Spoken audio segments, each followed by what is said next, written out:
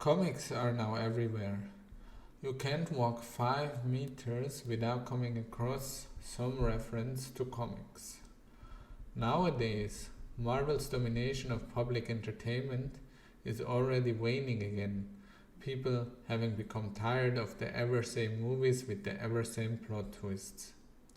Nonetheless, comics are always here. But this wasn't always the case. Given the omnipresence of comics, we often forget how they, very similar to video games, used to be a niche, only appealing to a very specific clientele.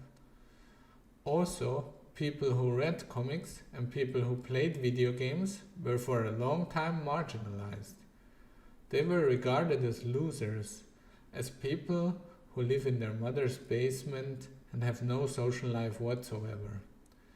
This was recently brought to attention by Watchmen creator Alan Moore in an article he wrote for The Guardian. The first convention I attended in London, in the basement rooms of a Southampton Row hotel in 1969, was tiny and inspiring. The attenders barely totaled a 3-digit number, almost all of them some few years short of legal drinking age. The comic industry was barely around at that time, Moore mentions, because there was barely any monetary interest in a handful of teenagers interested in comics. This kind of situation seems almost incomprehensible nowadays.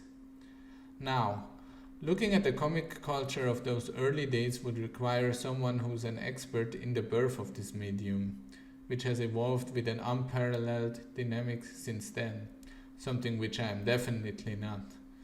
I have had no interest in comics, not even when I was younger, and there was just something about them that has always turned me off.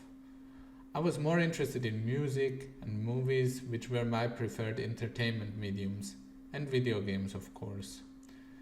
The only comics that made any kind of impression on me were Watchmen by Alan Moore, which I liked because to me it seemed to be what nowadays would be called a deconstruction of the comic book genre itself. Not a very original interpretation, since this could almost be considered the standard interpretation of what Watchmen actually is. And then there were the comics of Chester Brown. Chester Brown is a Canadian comic artist who has done quite diverse works of art over his years. He's over 60 now. But it would perhaps not be unwarranted to mention that Brown is most famous for his trilogy of autobiographical comics. Starting with The Playboy in 1992, when Brown was 32 years old, although it originally appeared in 1990, continuing with I Never Liked You in 1994, and then finishing late with Paying for It in 2011. I stumbled across Brown relatively late, as with most of the things that I hold dearly now. But what was it about Brown's work that fascinated me, given my usual apathic reaction to the genre? Well, to answer this question, I have to first explain what Brown's autobiographical comics are actually about. The Playboy, the first in the unofficial trilogy I described, is a book about Brown's obsession with the popular pornographic magazines and his guilt and shame over his consumption of pornography. I Never Liked You is a comic about Brown's inability to engage in emotional relationships with his mother, but also with several girls he gets acquainted with in his youth. And finally, Paying for It concerns Brown's final ever boy-girl relationship with fellow artist So-Keen Lee, with whom he was in a relationship from 1992 to 1996, and his decision to reject what he calls possessive monogamy and romantic relationships in favor of frequent visits of prostitutes. The latter book especially is advocating for the decriminalization of prostitution. But if one reads the 3 works in chronological order, what is apparent is that Brown is portraying his life as a life more and more keen on rejecting love as a concept altogether. Brown's sexual autobiography is not only an argument for why the relationship between customer and prostitute is a necessary one in society, which make it progressively more difficult to hold on to the concept of romantic love. But it also shows how love was never a feasible concept for a person like Brown and the way he grew up. His relationships with women seem to have been dysfunctional from the start, as evidenced by several of the scenes portrayed in I Never Liked You. Brown, like Michelle in Elementary Particles, which I spoke of in my last video, cannot bring up the necessary emotional response to establish meaningful connections with women. But he still tried, because as he states in Paying for It, Brown tries to reconcile two competing desires in his life. The one is his desire to have sex, while the other is the desire not to have a girlfriend. Now, if you've never read Chester Brown's comics, this whole ordeal might seem totally absurd to you. Why, for example, is it interesting to read about a guy's obsession with pornography? It seems like you could replicate this story just with all kinds of people. First off, the interesting aspect of Brown telling his story is of course that these very personal aspects of his life appear in comic book form. Hence, the public has access to these memories. This immediately raises the question if the material presented is authentic. The funny thing about so-called confessional writing is of course that you, as the confessional writer, shape everything that you promise to portray accurately. Memory fails, and one would think that trying to portray one's past in a particularly good light is a given when writing autobiographical things. But with Brown, this is not the impression you get. The impression you get is of Brown as a neurotic teenager who cannot connect to women in I Never Liked You, as a neurotic pornography consumer into Playboy, and is a completely lost case when it comes down to romantic relationships and Paying for It. So it's not really that these comics give you the impression that you are looking at an embellished past. Quite the contrary, it seems to you that Brown is compulsively portraying what really happened and what his feelings were back then. When in the Playboy, he ditches a rendezvous with his brother because he has to buy the new edition of the Playboy, Brown isn't portraying himself as a sympathetic character. Neither is he when, in I Never Liked You, Brown cannot bring himself to tell his mother he loves her, even when it's clear that she will not leave the hospital she entered alive, and this is probably one of the last encounters that he will have with his schizophrenic mother. This is one of the most heartbreaking scenes in the whole of Brown's trilogy, but it is also a testament to Brown's willingness to portray himself in a realistic rather than a sympathetic light. This is not to say that the comics as they are an authentic portrayal of Brown's life. If a biographer would write a biography of Brown, he couldn't just copy what is found in these comics. Neither was Brown the first to write autobiographical comics, nor does he claim he was. He was inspired by fellow Canadian comic book artist Seth, as well as Julie Dowsett. I hope I am pronouncing this correctly. But perhaps one can state that Brown was the first to portray these taboo topics in such obsessive detail. But what does taboo actually mean in the context of Brown's comic books?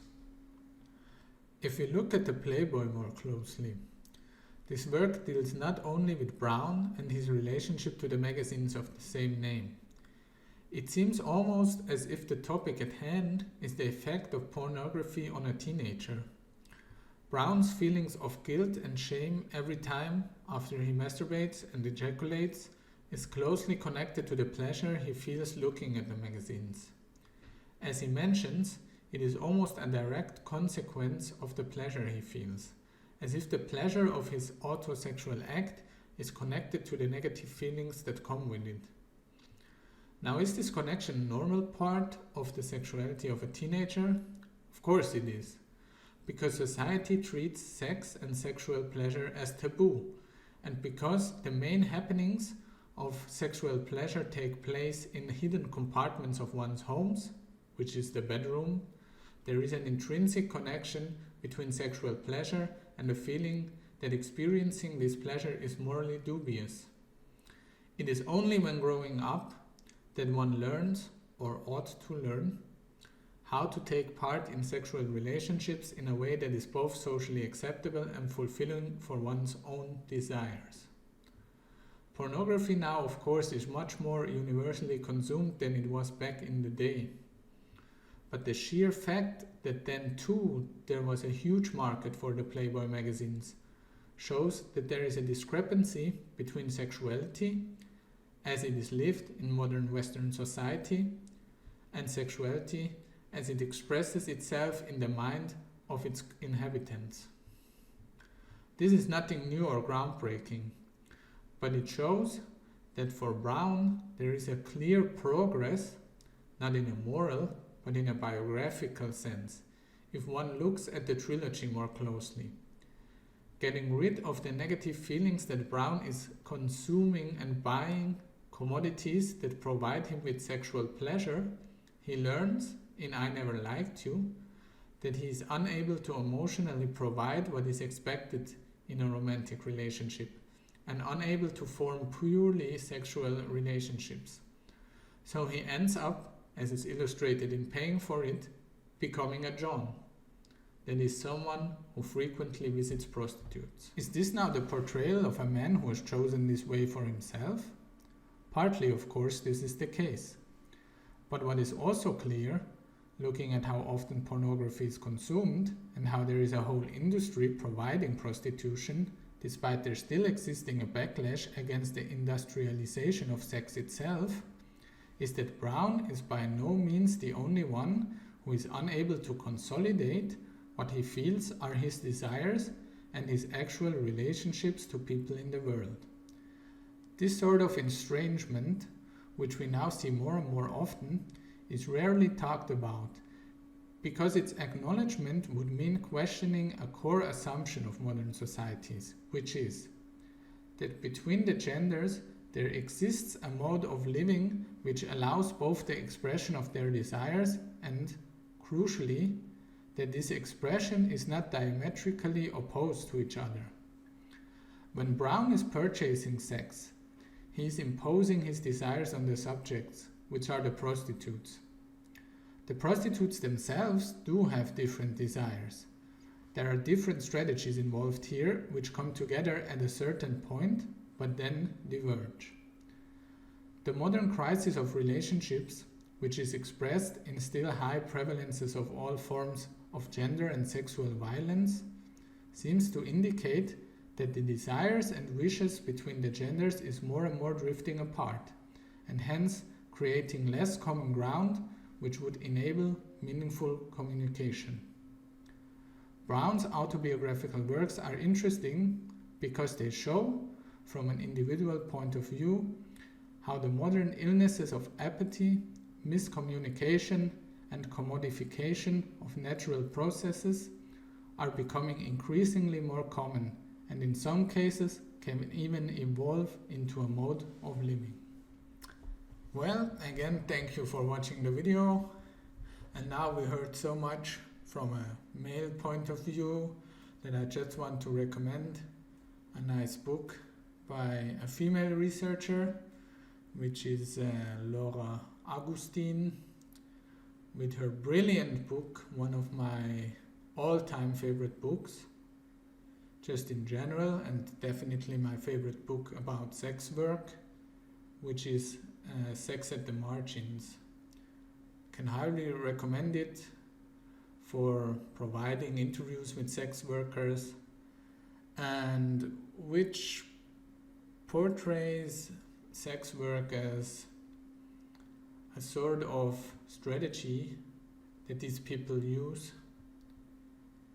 and which is not always negative but also not always positive. So it's a very diverse picture of sex work, but which also criticizes the so-called rescue industry, which are researchers who constantly try to rescue sex workers, even though it's not even in the interest of certain sex workers themselves to be rescued in this way.